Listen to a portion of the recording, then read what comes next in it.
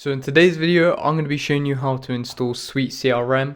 We're going to be installing it on the Windows Server 2022, and we're going to be using Hyper-V to actually run the virtual machine. But in today's video, I'm going to show you how to set everything up and make it accessible over your local area network. The first thing we're going to want to do is actually create a new virtual machine in Hyper-V. Of course, you can use different virtual machine softwares, such as VirtualBox or whatever you would like to use. You could also run it in the cloud. If you're running it in the cloud, it will be different because it won't be over LAN. You'll have to configure that yourself. But what we're going to be doing is talking about an on-premise LAN solution. So I'm just going to call, for the sakes of this, the virtual machine, I'm going to call it SuiteCRM. I'm going to set it as generation 1 just because I've heard that if you set it as generation 2, you can have issues with this. I'm just going to set it as dynamic memory, and I'm going to set it to use 4 GB of memory by default. And I'm going to set my connection to the default switch, and then we will be done. One other thing I will be doing is setting the memory to use the minimum of 3000, just because I know when installing the actual virtual machine, it will actually sometimes just be capped at 1000 while actually installing the OS. Another thing I will actually be doing is selecting where the ISO image is. To get the ISO image, what you'll need to do is download it from the, if you just Google Windows Server ISO download, you can download the 2022 one for personal use. You'll just need to fill out your information, and then I think you get 6 months or 180 days of usage. So I've got my ISO here, and I'm going to choose it and then apply that, and then we should be done. The next thing I'm going to do is actually start the virtual machine. If I bring it over here. In addition to this, this is the prerequisites that I believe you need. You'll need Windows Server 2022, at least the ISO image. If you're hosting locally, you'll need Hyper-V or a VM software. You'll then need WinRAR, PHP, the specific version 8.0.3, XAMPP, the latest version currently, which is 8.2.12, and then we will get the redistrutables. Cannot say it, but I'm going to download the 32-bit and the 64-bit version of it, and then of course SuiteCRM. We will be using the latest stable version for this, and I believe it's 7.x. It's one of the 7 versions.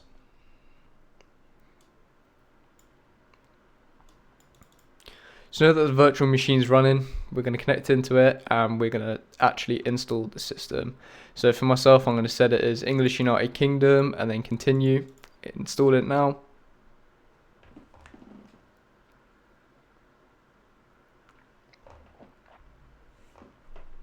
And then after this, what we're going to do is we're going to choose the standard evaluation desktop experience. We'll choose that and then go to the next.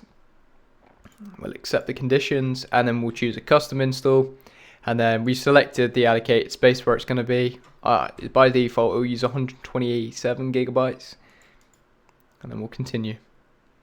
So now that the operating system is installed, the next thing we're going to do is actually set an admin password. So I'm just going to set an admin password.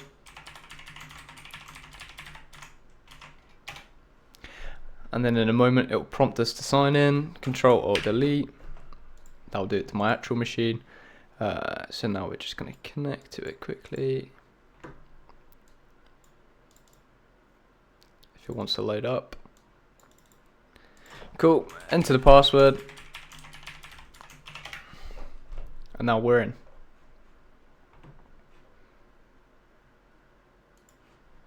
So I'm going to move the prerequisites to the other side, and you want to set the network to available so you can actually access it over LAN, otherwise it will just be private and you won't be able to connect to it. So cool, the first thing we're now going to do is we are going to install WinRAR, so this can just help us manage any zipped or packaged folders, and especially if they have any weird extensions like .tar, .gz and so on.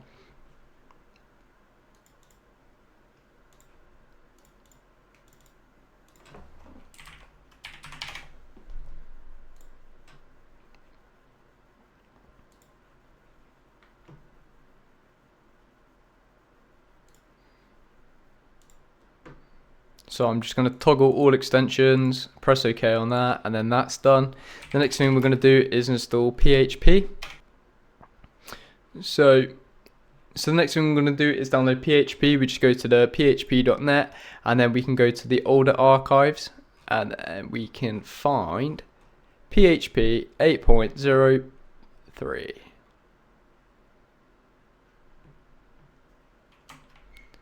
If we can't find it through there we go. So now I'm just going to download PHP. So the next thing I'm going to do is create a new area in my program files, and we're going to call it PHP. So we'll create a new folder there, and then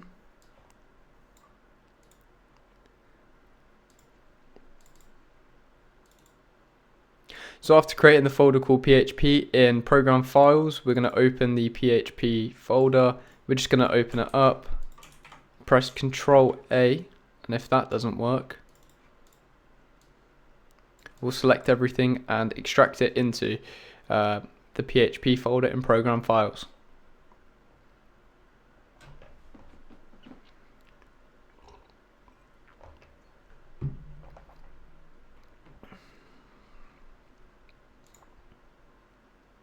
Great.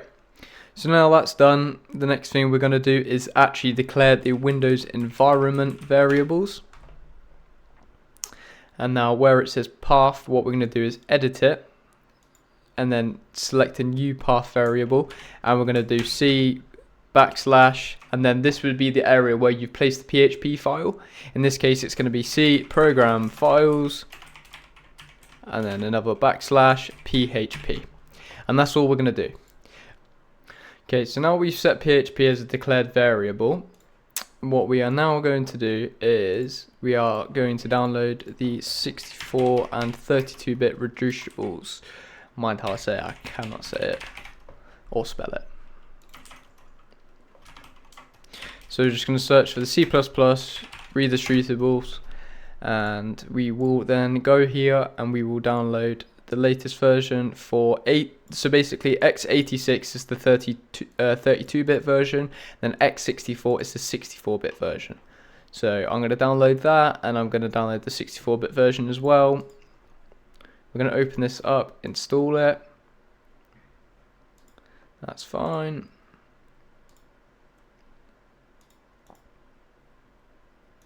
Perfect. So now that these are installed, the next thing we are actually going to do is install XAMPP.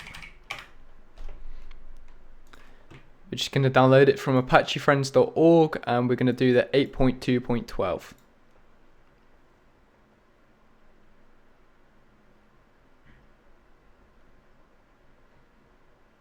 And for some reason, in my case, every time I go to the downloads button, it doesn't automatically start. So I'll just say that it didn't download automatically. Download the latest version, wait 5 seconds, then hopefully it should install. Sometimes I then have to manually click it again to actually activate it, but it is downloading. So I'm just going to click on it and it will open as soon as it's downloaded.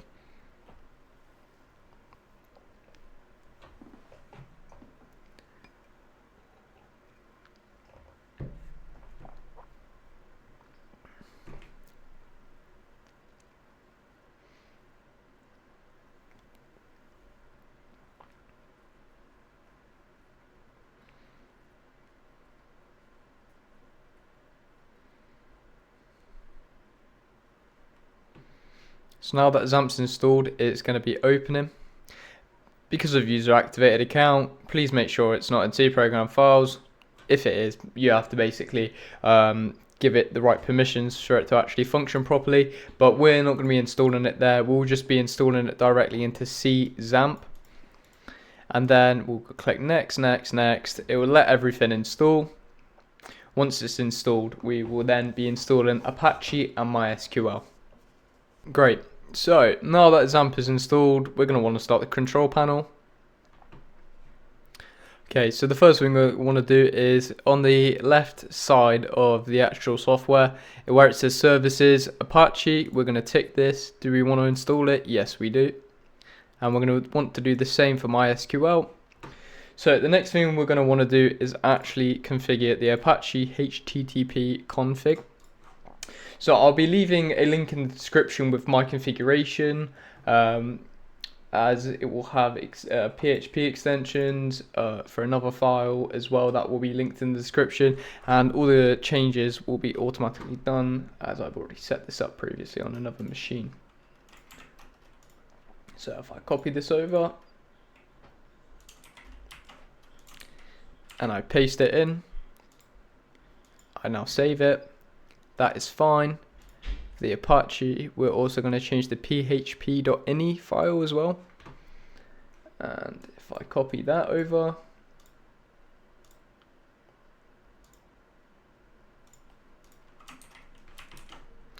and I paste that in, basically what this is doing, in case you are unaware, there are areas where it declares extensions. If I can find it, if we search for GD, we should be able to find it. So here are basically where the extensions are. We have curl enabled, we have file info enabled, GD enabled, get text enabled, extension intel enabled. We also have the MB string, EXIF, MySQLi, and PDO MySQL. And then lastly, we have PDO SQLite. And the way, if you were going to do this manually, the way you could do it is by basically just removing the colon at the start. All you got to do is remove it, and then the extension FTP would be enabled, but I'm going to keep that disabled. So I'm going to save that, and then the next thing we're going to actually do is get SuiteCRM and install it. So if we Google SuiteCRM, we will find SuiteCRM. We'll download it, and we'll just click download on 7.14.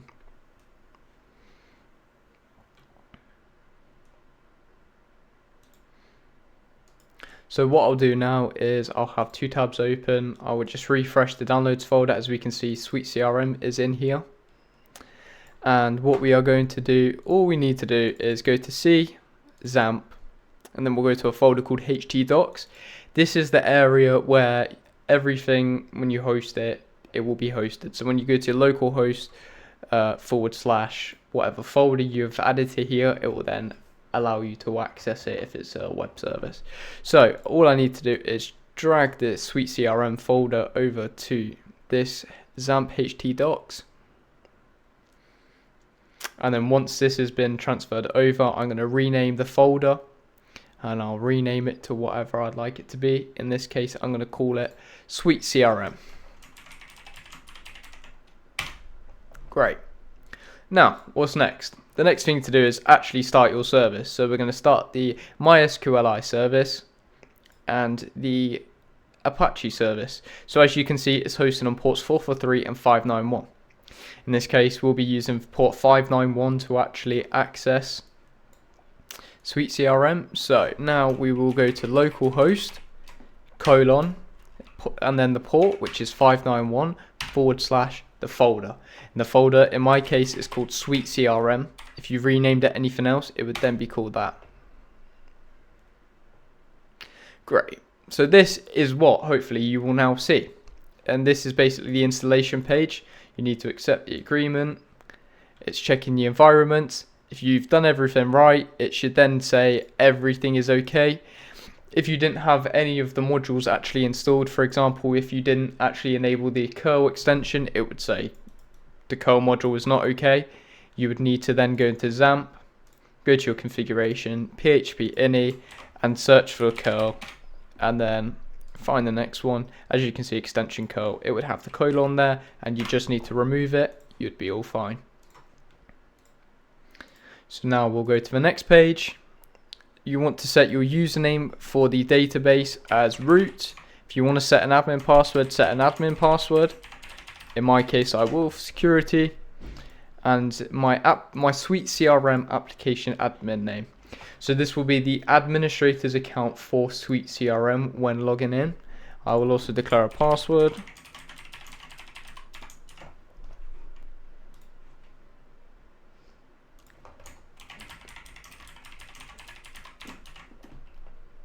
and then provide yourself with an email address. So if you would like demo data on here, you can come here and select the data. You can also select scenario situations. In this case, I only want to use it for ticketing systems.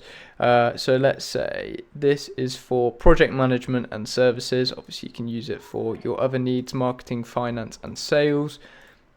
And my branding, I'm going to call it Max's Task Manager. That's all that needs to then be done. Make sure it says Suite CRM database user, same as admin user, and then we can go to the next page. So as you can see, we actually got an uncore access denied for root localhost using this. So what needs to be done for this? We need to go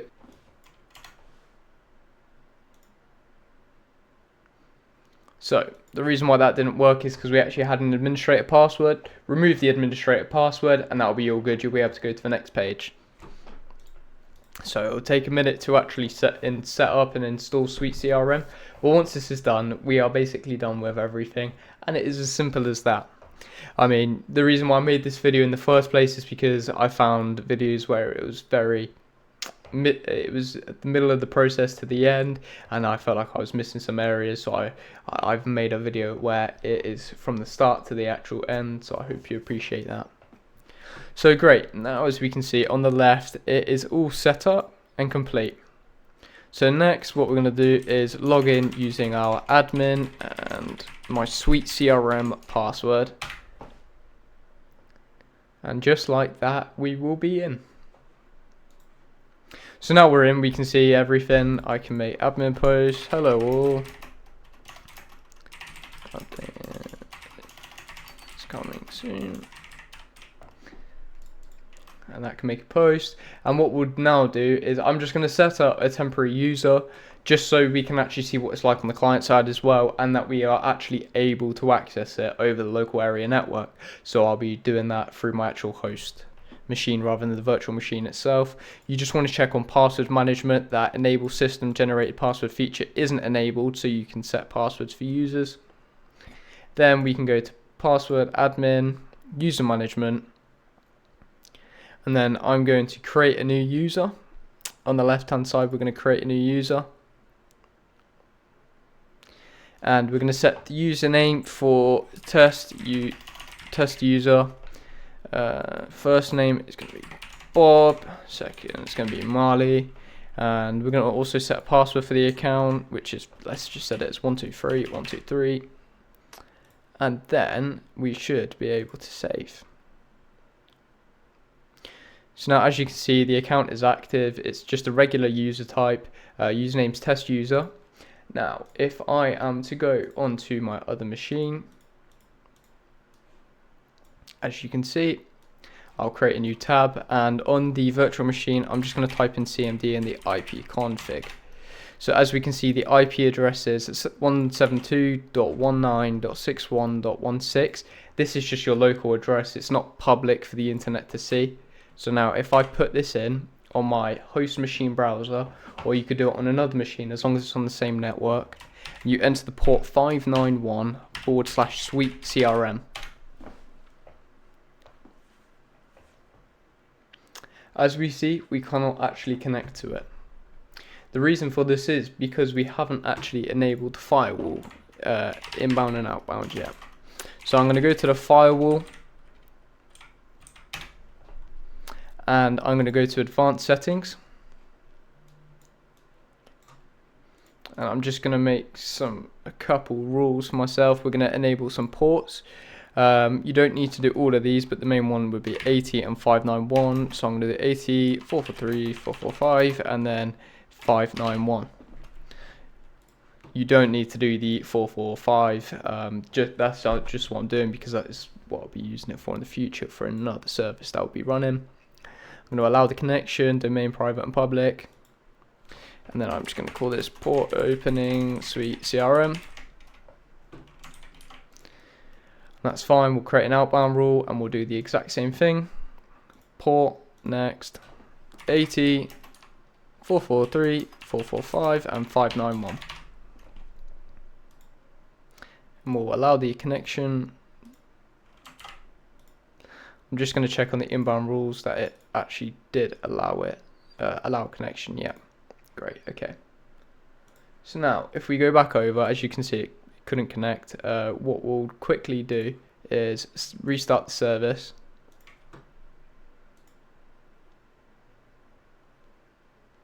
And now we'll start it again. Now, let's just check that we're actually able to access it over here. Yeah, that's fine. We can refresh. Can we go to support? Yep, that all loads fine now. So if we refresh over here, as you can see now, I can actually access it. I'm going to log in using the test user account. Welcome to CRM. Enter your name, information, and that is fine. And then, as we can see, an administrator said 4 minutes ago, hello, all updates coming soon. So this is how to do it. This is how to install SuiteCRM. So I hope you appreciate the video. If you could drop me a comment, or if you have any issues, just let me know down in the comments below. I'll be here to try and help and support any issues that you have. Thank you very much. Hope you have a good one. See ya.